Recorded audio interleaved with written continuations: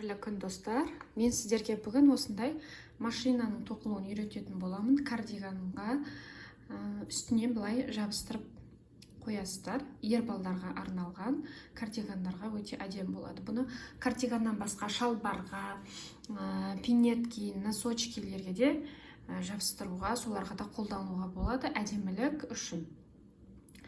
Так, ендеше бастайық. Мендегі жіп Alize Baby Best. Осы жіппен өте әдемі шығады.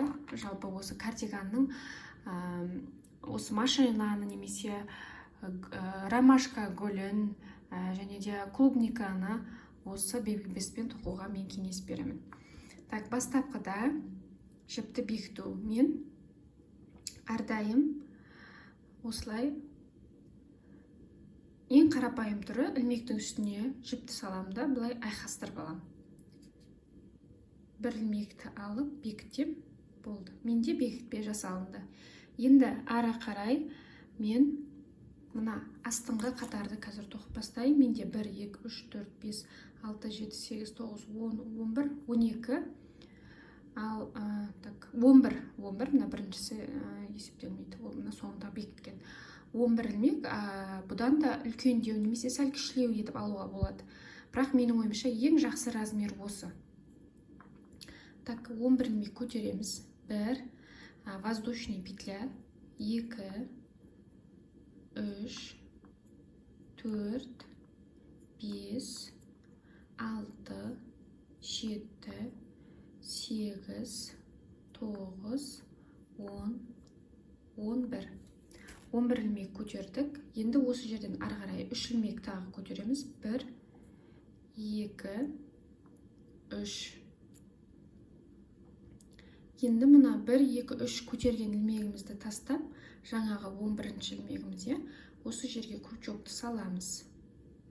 Так, мен қазір көрсетіп жатырмын. Енді 1 ілмек міне іліп аламыз. Накид. Жаңағы 11 ілмекке саламыз. Ілмекті шығардық. Екеуінен, мына екеуінен. Бірінші столбик шықты бізде. Одан кейін міне накид, келесі ілмекке салдық. Екеусінен, одан кейін мына екеуінен. Накид. Осылай қатардың соңына дейін тоқимыз.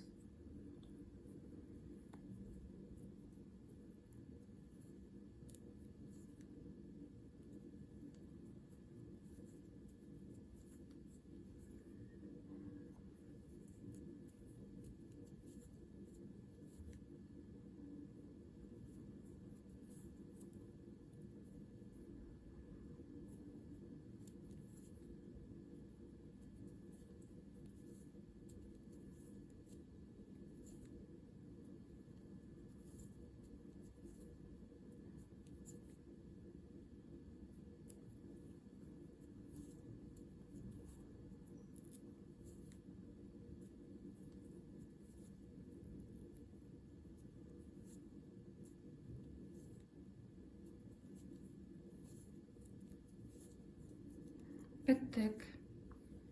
Бізде 1, 2, 3, 4, 5, 6, 7, 8, 9, 10, 11 столбик шықты. Енді екінші қатар тура осыны қайталаймыз. Міне 1, 2, 3 ілмек көтеріп аламыздағы. Накид, келесі мына әрбір столбиктің арасынан аламыз. Екеуінен, одан кейін мына екеуінен. Накид міне.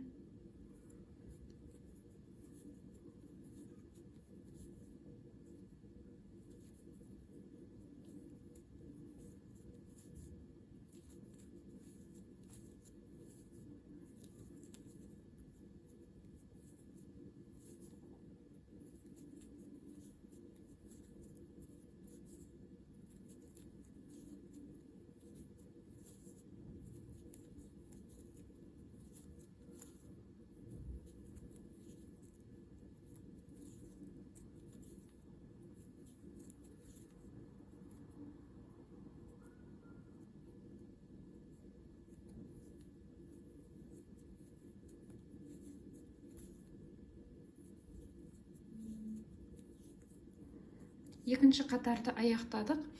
Енді бізде үшінші қатар. Үшінші қатарда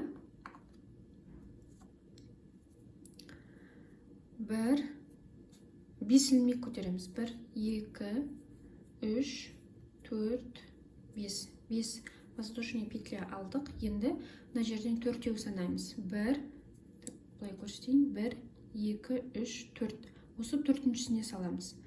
Накид аламыз. Осы төртінші столбикке салып, жаңағыдай екеуісінен, одан кейін мына екеуінен өткіземіз. Так, келесі накид. Мына келесі столбикке саламыз арасына. Жаңағыдай қайталадық. Енді тағы 5 ілмек. 1, 2, 3, 4, 5. Так, тағы төртеу қалдырамыз. 1, 2, 3, 4. Төртіншісіне салдым. Бұл жерде накид жасамаймыз, көрдіңіз бе? Екеуінен бірге өткізем. Ары қарай накид жасамай, осылай ала береміз. Соңғы екі ілмекті. Аяқтадық. Енді бұйымымызды айландырамыз. Бізде бұл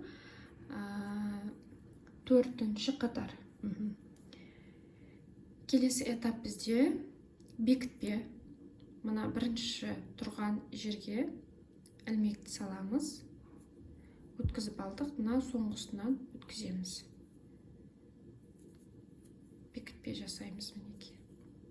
Уже біз машинаны тоқып бітіріп жатырмыз. Келесі, мына үстіндегі ілмекке келген кезде осы жерден просто аламыз да, мына екеуінен өткіземіз. 1, 2, 3, 4, 5. Мынау екі орталық аралыққа келген кезде мына столбиктердің арасынан алып жаңағыдай өткіземіз. 1, 2. Келесі 1, 2, 3, 4, 5. Енді мына жанынан тоқып аяқтап кетеміз. Тура мына жанынан аламыз да, әдемі көріну үшін соңына дейін осылай түсеміз. Бекітіп. Мінеки, осымен біздің машинамыз дайын. Осындай болып шығады. Так.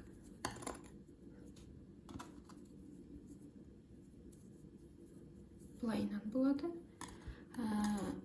Мынау біздің машинаның терезелері, мынау алды, мынау арт жағы. Мына жіпті кесіп алып тастаймыз.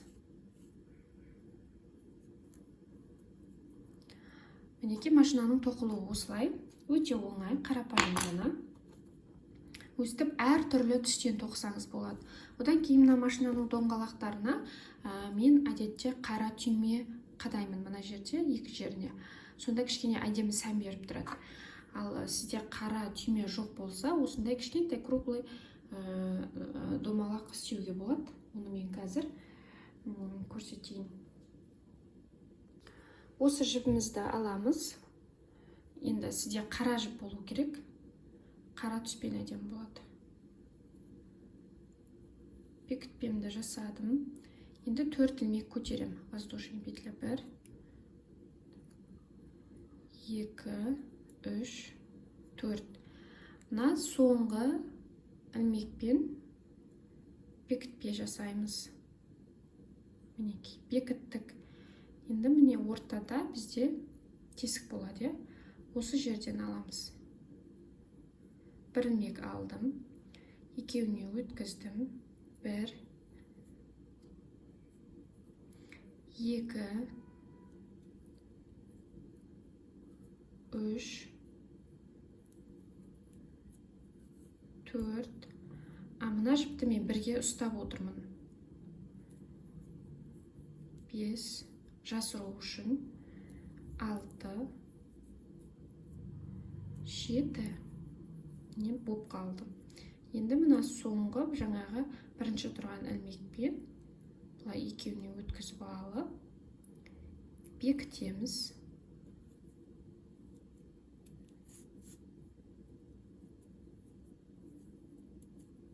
Біздің домалағымыз дайын. Так, мына арттағы жіпті біз бекіттік, кесіп алып тастасақ болады.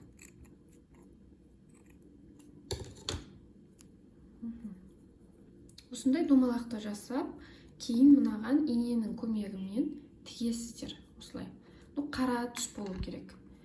Қазір мына осы машинаны тоққан түспен тоқыдым. Сіздер қара жіппен тоқыңыздар, сонда әдемі болады.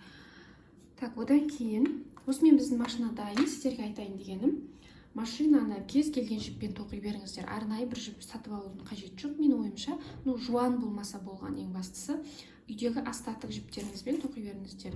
Менде мысалы мынау джинс ярн арт. Осы менде тоқимын әртүрлі етіп. Мынау менде тоқимын, мына жасыл менде тоқимын, қызыл менде тоқимын. Мына жіп менде газель бейби бест жіңішке, көрдіңіз ба? Бұл жіңішке жіппен де тоқуға болады.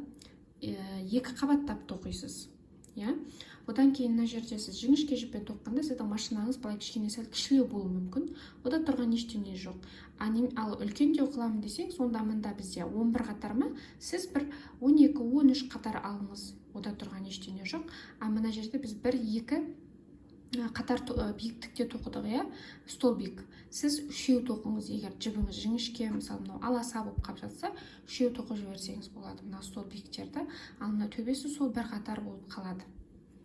Мына жерде біз мысалы 5 ілмек алдым мен, сіз 6-7 алсаңыз болады, егер мына аралығы жетпей жатса. Ең бастысы менің айтайын дегенім осы. Одан кейін басқа да мынандай түстерден тоқи беріңіздер машинаны. Мынау менде Alize Lana Gold. Alize Lana Gold жуан. Ең жуан жіп осы болу керек. Одан артық жуан жіппен тоқымаңыздар. Бұнымен тоққан кезде сіз мына жерде 11 қатар алмайсыз, бір 8-9 қатар алсаңыз болады. Себебі бұл жуан, машина қатты үлкен болып кетеді. Максимум жіптеріңіздің қалыңдығы негізінде осы Baby Bestке дейін болса болғаны. Жалпы бағана видеоның басында айтып кеттім мен.